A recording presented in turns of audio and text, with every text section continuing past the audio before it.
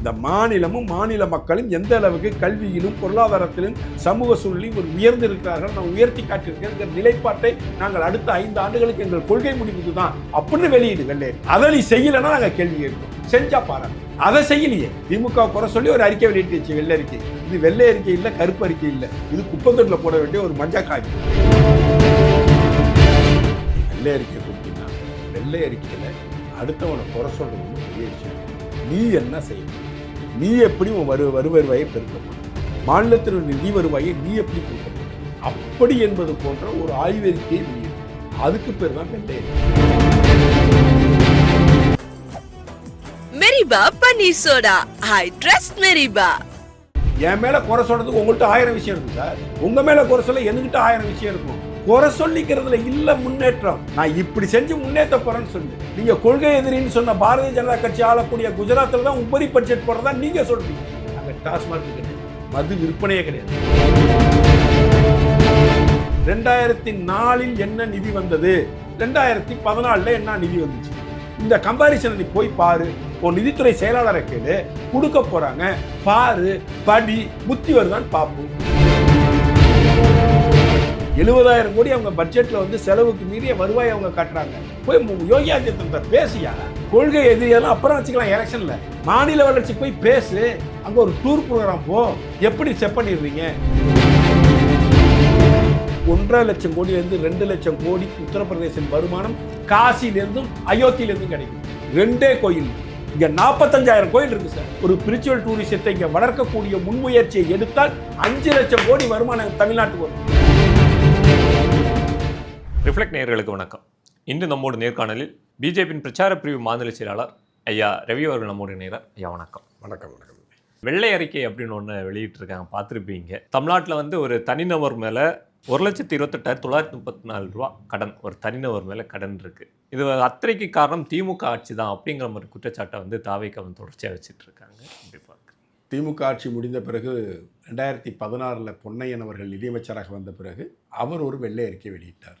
10 ஆண்டு கால அதிமுக ஆட்சி முடிந்த பிறகு பிடிஆர் பழனிவேல் தியாகராஜன் அவர்கள் அந்த 10 ஆண்டு கால நிதிநிலை சம்பந்தமாக ஒரு வெள்ளை அறிக்கை வெளியிட்டார். இப்போ இவங்க மரிய வில்சன் அவர்கள் வெளியிட்டிருக்காங்க. இதில் இருக்கிற ஒரே ஒரு ஒற்றுமை என்னன்னா, கடந்த பிடிஆர் பழனிவேல்ராஜனுக்கும் மரிய வில்சனுக்கும் உள்ள வித்தியாசம், ஒரே ஒரு ஒற்றுமை என்னன்னா, அவருக்கும் தமிழ் தெரியாது, இவருக்கும் தமிழ் தெரியாது.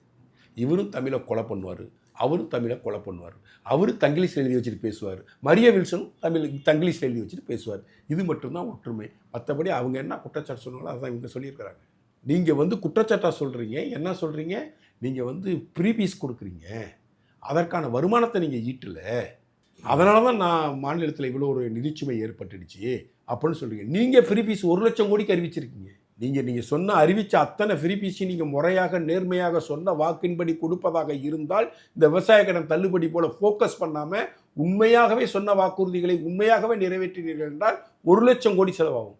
ஏற்கனவே அவங்க 75,000 கோடி ஃப்ரீ பீஸ் கொடுத்துட்ருக்காங்க. 1,70,000 நீங்கள் ஃப்ரீ பீஸ் கொடுக்கணும்.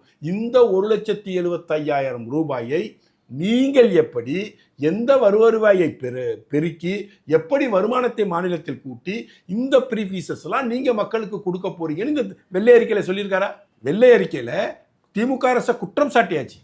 அதெல்லாம் நாங்களே பேசிட்டோம், அதெல்லாம் நாங்கள் தேர்தல் பிரச்சாரத்தில் பேசிட்டோம். நான் ஒரு எலெக்ஷனுக்கு முன்னாடி ஒரு ஷார்ட் ஃபிலிம் எடுக்கிறதுக்காக ஒரு ஸ்டோரியை எழுதினேன் நிதிநிலை அறிக்கையை வச்சு. பட் நேரமின்மை காரணமாக அதை எடுக்க முடியல.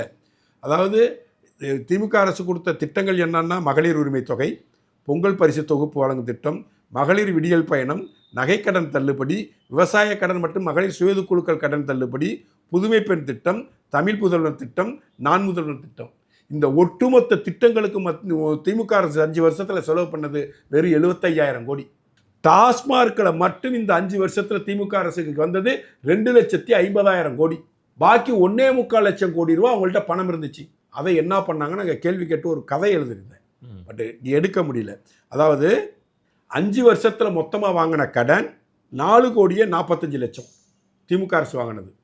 மத்திய அரசின் நேரடி வருவாய் மூலம் நிதி பரிமாணமாக கடந்த 5 ஆண்டுகளில் வந்த தொகை 2,91,800 கோடி. இது தவிர வாட் வரி, பத்திரப்பதிவுத்துறை, சாலை வரி, சொத்து வரி என நேரடியாக தமிழக அரசு கடந்த 5 வருடத்தில் வந்துள்ள வருவாய் 8,45,405 கோடி ரூபா தமிழக அரசுக்கு நேரடியாக வந்தது 5 வருஷத்தில். அதுவும் இல்லாமல் ஜிஎஸ்டி மூலியமாக கிட்டத்தட்ட 5,5 லட்சம் கோடி 5 வருஷத்தில் வந்திருக்கு. மொத்தமாக ஒரு கன்சால்டேட்டிவ் ஃபிகர் எடுத்திங்கன்னா கிட்டத்தட்ட 30-35 லட்சம் ரூபா வருமானம், 35 லட்சம் கோடி ரூபா தமிழக அரசுக்கு வருமானம் வந்திருக்கு. இதை வச்சுக்கிட்டு 75,000 ரூபா ஃப்ரீ பீஸு கொடுத்தது போக பாக்கி பணத்தை நீங்கள் என்ன செலவு பண்ணீங்கன்னு கேள்வி கேட்டால் தான் எங்கள் கதையோடைய கரு. அதையே தான் இவர் சொல்லியிருக்காரு. நாங்கள் தேர்தலுக்கு முடியாது இதெல்லாம் படிச்சிட்டோம் சார், எழுதிட்டோம் சார். நீ என்ன பண்ண போகிறோம் வெள்ளை அறிக்கையில் நீ என்ன சொல்லணும்? இன்னென்னதெல்லாம் குறை இருக்குது, இன்னென்னதெல்லாம் தவறு பண்ணிட்டு போயிட்டாங்க. இதை நாங்கள் இப்படியெல்லாம் வருவாயை பெருக்கி 2,500 ரூபாய் மகளிர் உதவித்தொகை கொடுப்போம். இந்த சிஸ்டத்தில் நாங்கள் வந்து வருவாயை உயர்த்தி நாங்கள் ஆண்களுக்கும் சேர்த்து இலவச பஸ்ஸை கொடுப்போம். இந்த திட்டத்தின் மூலம் நாங்கள் இபியை மீட்டெடுத்து வருவாயை பெருக்கி நாங்கள் 100 யூனிட்டுக்கு பதில் 200 யூனிட் இலவசமாக கொடுப்போம் அப்படின்னு உன்னுடைய ப்ரொஜெக்ஷனை சொல்கிறதுக்கு யோகிதை இருக்கான்னு கேட்குறேன். நீ என்ன செய்ய போகிறன்னு சொல்லியிருக்கியா? அவன் தப்பு பண்ணிட்டு போயிட்டான், அதுக்காக மக்கள் தண்டனை கொடுத்தாச்சு.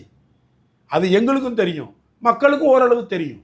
இப்போ நாங்கள் எலெக்ஷன் பிரச்சாரத்தில் என்ன பேசணும்? சுதந்திர இந்தியாவில் தமிழ்நாடு என்கின்ற மாநிலம் உருவாகிய பிறகு இந்த 50 ஆண்டுகளில் வாங்கிய கடனை, அதே அளவு கடனை 5 ஆண்டுகளில் வாங்கி இருக்கிற, 50 ஆண்டுகளில் வாங்கின கடன் அளவை அதே 5 ஆண்டுகளில் வாங்கி கொள்ளையடித்திருக்கிறார் மு க ஸ்டாலின். நாங்கள் பிரச்சாரம் பண்ணியிருக்கோம். எங்கள் அடிப்படை தொண்டன் முதல் கொண்டு பிரச்சாரம் பண்ணியிருக்கான். அதையே தான் நீ வந்து வெள்ளை அறிக்கைன்னு வெளியிடுற.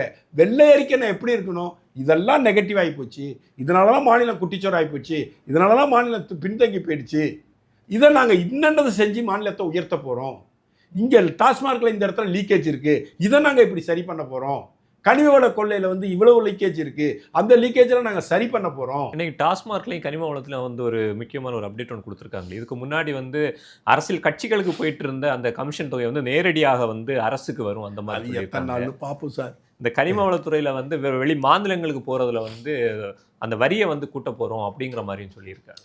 சார் நான் என்ன சொல்கிறேன், நீ வெள்ளை அறிக்கை கொடுத்தீங்கன்னா வெள்ளை அறிக்கையில் அடுத்தவனை குறை சொல்கிறது ஒன்றும் பெரிய விஷயம் இல்லை. நீ என்ன செய்ய போகிற? நீ எப்படி உன் வருவாயை பெருக்க போகிற? மாநிலத்தினுடைய நிதி வருவாயை நீ எப்படி பெருக்க போகிற? டிரான்ஸ்போர்ட் துறையில் எந்த விதமான மாற்றத்தை கொண்டு வர போகிற? இபியில் எந்த விதமான மாற்றத்தை கொண்டு வர போகிற? டாஸ்மாக் துறையை எப்படி சீரமைக்க போகிற? எப்படி வருமானத்தை டபுளாக்க போகிற? எந்தெந்த துறையில டபுளாக்க போகிற? அப்படி என்பது போன்ற ஒரு ஆய்வறிக்கையை வெளியிடணும். அதுக்கு பேர் தான் வெள்ளை அறிக்கை. இது வந்து ஒருத்தனை குறை சொல்கிறதுக்கு பேர் வெள்ளை அறிக்கை இல்லை என்பது என்னுடைய பார்வை. அது பிடிஆர் பழனிவேல் தியாகராஜன் செஞ்சாலும் சரி, அது பொன்னையன் செஞ்சாலும் சரி, மரிய வில்சன் செஞ்சாலும் சரி, இந்த ஒரு வெற்று அறிக்கை அப்படின்னு இது வந்து வெற்று கோஷம். இதெல்லாம் மக்களுக்கே தெரியும். தெரிஞ்சது நீ ஒரு பவர் பிரசன்டேஷன் போட்டு நீ காட்டுற. இதெல்லாம் காட்டு, தப்பு இல்லை. இன்னென்ன விஷயங்களை நாங்கள் இப்படி சீர் பண்ணி இந்த வருமானத்தை நாங்கள் இரட்டி பார்க்க போகிறோம், நாங்கள் உபரி பட்ஜெட் போட போகிறோம், நிதி பற்றாக்குறை இல்லாத பட்ஜெட் போட்டுருவோம் 5வது 2 வருஷத்தில், அதுக்கு நாங்கள் என்னென்ன முடிவுகள்லாம் எடுக்க போகிறோம், இப்படிலாம் வருவாயை பெருக்க போகிறோம், இப்படிலாம் மாநிலத்தின் இன்கம் சோர்ஸை நாங்கள் இன்க்ரீஸ் பண்ண போகிறோம், கனிம வளத்தை இப்படி கண்ட்ரோல் பண்ண போகிறோம், மணல் எடுப்பதை இப்படி கண்ட்ரோல் பண்ணி மாநிலத்துக்குள்ள வருவாயை நாங்கள் உயர்த்த போகிறோம் அப்படின்னு சொல்லி நாங்கள் இந்த அளவுக்கு நாங்கள் இப்போ வந்து 3.5 லட்சம் கோடி ரூபா மாநிலத்துடைய வருமானமாக இருக்குது, அதை 5 லட்சம் கோடியாக நாங்கள் உயர்த்துவோம். அந்த 5 லட்சம் கோடியாக உயர்த்திய பிறகு இன்னென்ன வழியில் 5 லட்சம் கோடி ஆக்குவோம், பாக்கி இருக்கிற 1.5 லட்சம் கோடியை வச்சு மக்களுக்கு நாங்கள் ஃப்ரீ பீஸ் கொடுப்போம் அப்படின்னு சொல்லி நேர்மையான மனிதனாக இருந்தார். என் மேலே குறை சொல்கிறதுக்கு உங்கள்கிட்ட 1000 விஷயம் இருக்குது சார். உங்கள் மேலே குறை சொல்ல என்கிட்ட 1000 விஷயம் இருக்கும். குறை சொல்லிக்கிறதுல இல்லை முன்னேற்றம். நான் இப்படி செஞ்சு முன்னேற்ற போகிறேன்னு சொல்லு. நீங்கள் கொள்கை எதிரின்னு சொன்ன பாரதிய ஜனதா கட்சி ஆளக்கூடிய குஜராத்தில் தான் உபரி பட்ஜெட் போடுறதா நீங்கள் சொல்கிறீங்க. அங்கே டாஸ்மார்க்கு கிடையாது, மது விற்பனையே கிடையாது. மது மூலியமாக வருடத்திற்கு 50,000 கோடி ரூபாய் தமிழ்நாட்டுக்கு வருது. குஜராத்துக்கு மது மூலியமாக ஒத்த பைசா வருமானம் கிடையாது. அவங்க உபரி பட்ஜெட் போடுறாங்களே, அது நிர்வாகம். அங்கே போய் படிச்சுட்டு வாயா மரிய செல்வம். மகாராஷ்டிராவை கம்பேர் பண்ணுறீங்கள, மகாராஷ்டிராவில் போய் படிச்சுட்டு வா, சுற்றுப்பயணம் போ. எப்படி நீங்கள் மெயின்டைன் பண்ணுறீங்க, தொழில்துறை எப்படி நீங்கள் மெயின்டைன் பண்ணுறீங்க, பள்ளிக்கல்வித்துறை எப்படி மெயின்டைன் பண்ணுறீங்க, அதற்கு நிதி ஆதாரத்தை எப்படி செய்கிறீங்க. அதில் ஒரு கடைசியாக ஒரு புள்ளி, ஒன்றிய அரசின் நிதி வருவாயும் குறைந்து விட்டது. ஒன்றிய அரசின் நிதி வருவாய் எப்படி குறைஞ்சதுன்னு எப்படி கம்பேரிசன் பண்ணும்? 2004 முதல் 2014 வரை அந்த 10 ஆண்டு காலத்தில் மத்திய அரசாங்கம் தமிழ்நாட்டுக்கு கொடுத்த நிதி எவ்வளவு? 2014 2024 வரை மத்திய அரசாங்கம் அந்த 10 ஆண்டுகளில் தமிழ்நாட்டுக்கு கொடுத்த பணம் எவ்வளவு? இதை கம்பேர் பண்ணி பாரியான்னு நான் சொல்கிறேன். இதை கம்பேர் பண்ணி பார்த்தாலே மத்திய அரசாங்கத்துடைய நிதி அளவு 45% மேல் உயர்த்தி கொடுத்திருக்கிறார் என்பது உனக்கே தெரிஞ்சு போயிடும். இந்த குறையை நீ சொல்ல வேண்டிய திமுக மட்டும் குறை சொல்லக்கூடாது, பிஜேபி இதில் உள்ள எடுத்து விடணும், மோடி அரசாங்கத்தையும் இதில் உள்ள எடுத்து விடணும். பணமே கொடுக்கல. உதயநிதி சொன்னார்ல 20 பைசா தான் கொடுக்குறாங்க. நம்ம ₹1 வரி கட்டினா 20 பைசா தான் கொடுக்குறாங்க, 25 பைசா தான் கொடுக்குறாங்க. விவரத்தை சொல்லுன்னு விவரத்தை நாங்கள் சொல்கிறோம். ஒரு பையனும் பதில் சொல்ல மாட்டான். மாநிலத்துக்கு வருவாய் குறைஞ்சி போச்சு. கம்பேரிசன் பண்ணியா? தமிழ்நாட்டுக்கும் குஜராத்துக்கும் கம்பேரிசன் பண்ணுறீல்ல, தமிழ்நாட்டுக்கும் கர்நாடகாவுக்கும் கம்பேரிசன் பண்ணுறீல்ல, தமிழ்நாட்டுக்கும் மகாராஷ்டிராவுக்கும் கம்பேர் பண்ணுறீல்ல. அதே போல் ஒரு கம்பேரிசன் எடு. 2004 என்ன நிதி வந்தது, 2014 என்ன நிதி வந்துச்சு, இந்த கம்பேரிசனை நீ போய் பாரு. உன் செக்ரட்டரியை கூப்பிட்டு கேளு, நிதித்துறை செயலாளரை கூப்பிட்டு கேளு. மத்திய அரசாங்கம் 2004 2014 காங்கிரஸ் கூட்டணி அரசாங்கம் நடந்துச்சு. 2014 2024 வரைக்கும் பிஜேபி கூட்டணி அரசாங்கம் நடந்துச்சு. இந்த 10 ஆண்டுகளில் தமிழ்நாட்டுக்கு உயர்வாரியாக எவ்வளவு வருமான நிதி வந்துச்சு, இந்த 10 ஆண்டுகளில் மத்திய அரசாங்கம் தமிழ்நாட்டுக்கு என்ன நிதி ஆதாரம் வந்துச்சு, நிதியுதவி கிடைக்கப்பட்டது, நேரடி வரி வருவாய் எவ்வளவு, ஜிஎஸ்டி எவ்வளவு, எந்தெந்த மூலமான வருமானம் வந்து இந்த 10 ஆண்டுகள் ஒரு கம்பேரிசன் எடுத்து உன் செக்ரட்டரியை கேளு, உன் நிதித்துறை செயலாளரை கேளு, கொடுக்க போகிறாங்க பாரு, படி, புத்தி வருதான்னு பார்ப்போம். எந்த ஒரு திட்டமிடலும் இல்லாமல் இப்போ வந்து இன்னொரு அறிவிப்பை வந்து அவங்க சொல்லியிருக்காங்க. மாநிலம் முழுவதும் பெண்களுக்கு இலவச பயணத்தை வந்து நாங்கள் வெகு விரைவில் கொண்டு வரோம். அந்த ஒரு பேச்சுவார்த்தை இப்போ நடந்துட்டு இருக்கு. ஏற்கனவே வந்து இலவச திட்டங்கள்னால தான் இவ்வளோ பெரிய நிதி நெருக்கடியில் தமிழ்நாடு இவ்வளோ கடனில் சிக்கி வைக்கும். இன்னும் வந்து அந்த இலவசங்களை நோக்கி போகும்போது அந்த கடன் சுவை வந்து அதிகரிக்க வாய்ப்பு இருக்கு. சார், இவங்க நிதி வரி வருவாயை உயர்த்தாமல், மாநிலத்தினுடைய வருவாயை உயர்த்தாமல், மாநிலத்தில் நடக்கக்கூடிய லீக்கேஜான விஷயங்கள் எல்லாத்தையும் அடுத்து நிப்பாட்டி இப்போ வந்து சார் கன்னியாகுமரியிலேருந்து ஒரு லோடு மண் எடுத்தானா ஒரு லோடு மண் 8000 ரூபா ஆகிடும். நான் கடல் மண்ணை தான் எடுத்துகிட்டு போகிறேன்ப்பா. அது உள்ள கார்பைட் இருக்குது, அரிய தனிமங்கள் இருக்குது. அந்த அரிய தனிமங்களுக்கு இன்டர்நேஷ்னல் மார்க்கெட்டில் விலையே வேறு. அவன் 3000 ரூபாய்க்கு எடுத்துகிட்டு போயிடுறான். காற்று மண்ணை எடுத்துகிட்டு போய் பிரித்து அவன் விற்று அவன் கோடீஸ்வரன் ஆகிறான். அதெல்லாம் சரி பண்ணு. பனை மரங்கள்லேருந்து எவ்வளவு உற்பத்தி செய்ய முடியும், என்னென்ன வகையில் பனை மரங்களை வைத்து பணம் காய்க்கும் மரமாக பனை மரத்தை மாற்ற முடியலான்னு எங்கள் முன்னாள் மாநில தலைவர் இருந்த அண்ணாமலை ஒரு அறிக்கையை வெளியிட்டார். அதெல்லாம் ஆய்வு பண்ணு. அவர் நேற்று வெளியிட்ட வீடியோலையும் அந்த தற்சார்பு பொருளாதாரத்தை பற்றி தான் அதிகமாக பேசி இதை ஆய்வு பண்ணு. அக்ரிகல்ச்சர் செக்டாரில் எப்படி வந்து மதிப்பு கூட்டப்பட்ட பொருட்களாக அதை உற்பத்தி செய்து விவசாயிகளுக்கும் மாநிலத்திற்கும் மறுவருவாய் கிடைப்பதற்கான வாய்ப்பு என்னான்னு உருவாக்க திட்டம் போடு.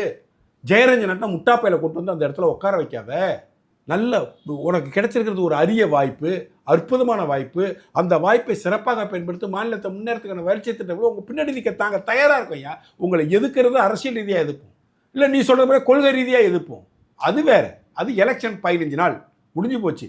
மற்றபடி நீ செய்யக்கூடிய நல் விஷயங்களுக்கு நாங்கள் கூட நிற்க தயாராக இருக்கும். நீ அதை செய்.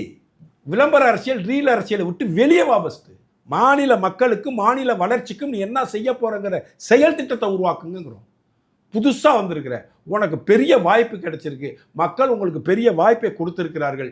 அந்த வாய்ப்பை நீங்கள் சிறப்பாக பயன்படுத்துவதற்கு உரிய வேலைகளை செய்யுங்க. பொழுதடிக்கு மத்திய அரசை குறை சொல்லிக்கிட்டு பணம் கொடுக்கல, வந்தே மாதரம் பாடலை பாட மாட்டேன், ஜெய்ஹிந்து சொல்ல மாட்டேன், ஜனகணமனதை 2 படத்தை தேசிய கீதத்தை பாட மாட்டேன், நான் கவர்னரை விட்டு நான் வந்து விசில் பிடிச்சி பேச வைப்பேன். இதுலேயே ஒரு அரசாங்கத்துடைய வெற்றி இருக்குது. ஒரு அரசாங்கத்தின் வெற்றி என்பது என்ன? இந்த மாநிலமும் மாநில மக்களும் எந்த அளவுக்கு கல்வியிலும் பொருளாதாரத்திலும் சமூக சூழலையும் ஒரு உயர்ந்து இருக்கிறார்கள், நான் உயர்த்தி காட்டியிருக்கிறேங்கிற நிலைப்பாட்டை நாங்கள் அடுத்த 5 ஆண்டுகளுக்கு எங்கள் கொள்கை முடிவு தான் அப்படின்னு வெளியிடு வெள்ளை அறிக்கை. அதை நீ செய்யலைன்னா நாங்கள் கேள்வி கேட்கிறோம், செஞ்சால் பாராட்டப்படுறோம். அதை செய்யலையே. திமுக குறை சொல்லி ஒரு அறிக்கை வெளியிட்டுச்சு, வெள்ளை அறிக்கை. இது வெள்ளை அறிக்கை இல்லை, கருப்பு அறிக்கை இல்லை, இது குப்பத்தொட்டில் போட வேண்டிய ஒரு மஞ்சா காகிதம். இது அறிவிப்புகள் விட்டுக்கிட்டே இருக்கலாம் சார், அறிவிப்புகள் போயிட்டே இருக்கலாம். நான் 6ஆம் வகுப்பு வரைக்கும் இருந்த மதிய காலை உணவு திட்டத்தை நான் 8ஆம் வகுப்பு வரைக்கும் உயர்த்த போகிறேன். அதுக்கு ஒரு 100 கோடி ரூபா செலவாகும்ல. அந்த 100 கோடி ரூபா எப்படி கொண்டு வர போகிறேன்? அப்போ அந்த 100 கோடி ரூபா டெபிசிட் தானே ஆகும். அதை எப்படி சமன்படுத்த போகிறேன்? அதுக்கு என்ன திட்டம் வச்சுருக்கேன்? மகளிரும் இலவசம் போகிறதில்ல, ஆம்பளைங்களையும் இலவசமாக போங்க. சரி போகட்டும், அதனால் ஏற்படுற நஷ்டத்தை எப்படி சரி பண்ண போகிற? எப்படி சரி பண்ண போகிற? ஒரு அரசு பேருந்து ஒழுங்காக இருக்கா? எல்லாம் நாசமாக போய் தானே கிடக்கு. அதெல்லாம் எப்படி செட் பண்ணிட போகிற? வெளிப்படையாக பேசு. உனக்கு தெரியலையா? போய் குஜராத்தில் இருக்கிற முதலமைச்சர்கிட்ட போய் பாடம் எடுத்துட்டு வா. இல்லை உனக்கு பிடிச்ச கர்நாடகா காங்கிரஸ் அரசாங்கம் முதலமைச்சர்கிட்ட போய் நிதியமைச்சர்கிட்ட போய் உட்காந்து பேசு. நீ போய் ராகுல் காந்திட்ட உட்காந்து பேசிட்டு வர்ற, அது அறக்கிறாக்கு மென்டல். அது ஜார்ஜி ஜோரஸ் கொடுக்குற பணத்தில் இங்கே அரசியல் நடத்திட்டு இருக்குது. நீ போய் மகாராஷ்டிரா தேவேந்திர பட்னாவிஸ்கிட்ட பேசு. எப்படிங்க நீங்கள் நிதி கொள்கையை வடிவமைக்கிறீங்க? இவ்வளோ பெரிய ஸ்டேட்டு மகாராஷ்டிரா வந்து தமிழ்நாட்டை விட பெரிய ஸ்டேட்டு. இவ்வளோ பெரிய ஸ்டேட்டில் நீங்கள் 3.2% தான் வருவாய் பற்றாக்குறை வச்சுருக்கீங்க. நாங்கள் வந்து 4% வருவாய் பற்றாக்குறை வச்சுருக்கிறோம்.